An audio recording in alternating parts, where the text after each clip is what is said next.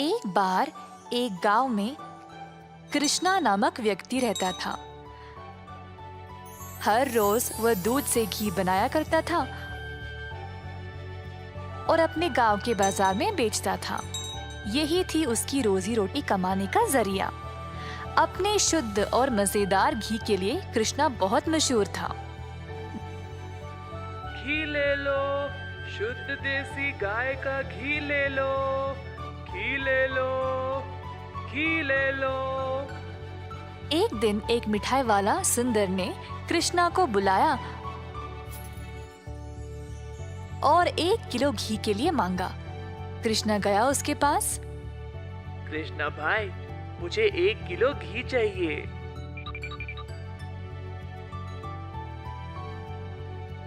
कृष्णा घी को तोलने लगा। जब सुंदर ने देखा कि घी कितना शुद्ध था, तो वह अपने आप को रोक ही नहीं पाया। सुंदर ने और घी लेने का निर्णय लिया। रुको कृष्णा, मुझे तुम 1 नहीं 2 किलो घी दे देना। पता नहीं बाद में बचेगा या नहीं। तुम्हारा घी सबसे शुद्ध है और मुझे स्वादिष्ट मिठाई बनाने में मदद करता है। ओ बढ़िया जी, धन्यवाद सुंदर साहब। ये लो आपके 2 किलो घी। सुंदर ने खुशी से घी लिया और फिर दोनों अपने अपने रास्ते चले गए। जैसे कृष्णा चलता गया, गांव के लोग उसको एक एक करके घी खरीदने बुला रहे थे। दोपहर तक सारी घी बिक चुकी थी, क्योंकि वो घी था ही इतना स्वादिष्ट। अपनी कमाई लेकर कृष्णा अपने भाई कुशल के पास दूध खरीदने गया, ताकि वह अगले दिन के लिए और घी बना सके।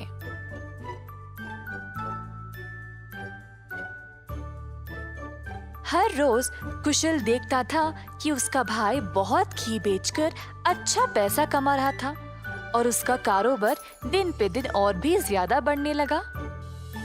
भाई, मुझे 5 लीटर दूध चाहिए घी बनाने के लिए। ओह, अभी तो मेरे पास नहीं है 5 लीटर। क्यों ना तुम शाम को आ जाओ, मैं तुम्हारे लिए बाजू में रखूंगा।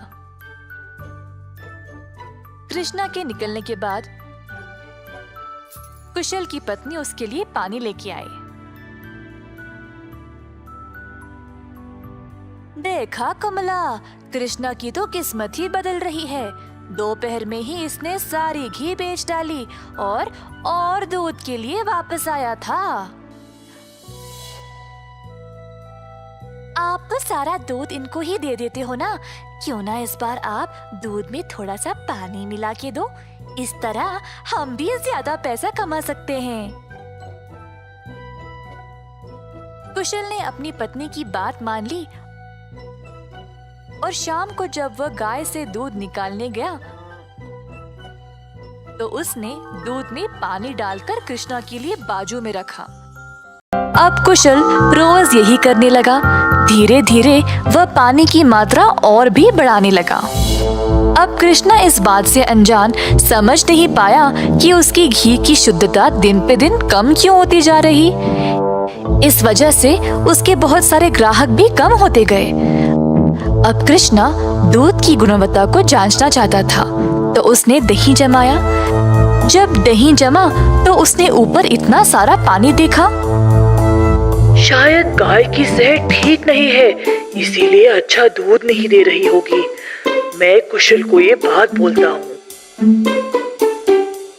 जब कृष्णा कुशल के घर गया, तो उसने अपने भाई और उसकी पत्नी को दूध में पानी मिलाते हुए देख लिया। अब उसको समझ आ गया कि उसकी घी की शुद्धता इतनी कम क्यों हो गई थी। ना जानते हुए कि वह क्या करे और बिना कुछ कहे कृष्णा वहां से निराश होकर चला गया। अब कृष्णा ने अपनी कमाई से 2 गाय खरीदे और खुद दूध निकालना शुरू किया। अब फिर से कृष्णा अच्छी वाली शुद्ध घी बनाने लगा। कृष्णा ने अपनी एक छोटी सी दुकान खोल ली, जहाँ पे वो शुद्ध देसी घी बेचने लगा। उसी समय सुंदर उसके पास आया और बोला, भाई कृष्णा, पिछले कुछ दिनों से घी कुछ ठीक नहीं है। मेरे मिठाइयों के लिए अच्छे ग्राहक थे, केवल आपकी शुद्ध घी की वजह से। उम्मीद है अब आप अच्छा घी बना रहे हो। मैं चाहता हूँ कि मेरे ग्राहक वापस आ जाए। आप ये 2 गाय देख रहे हो, ये मैंने ही लाए हैं अब खुद दूध निकालने।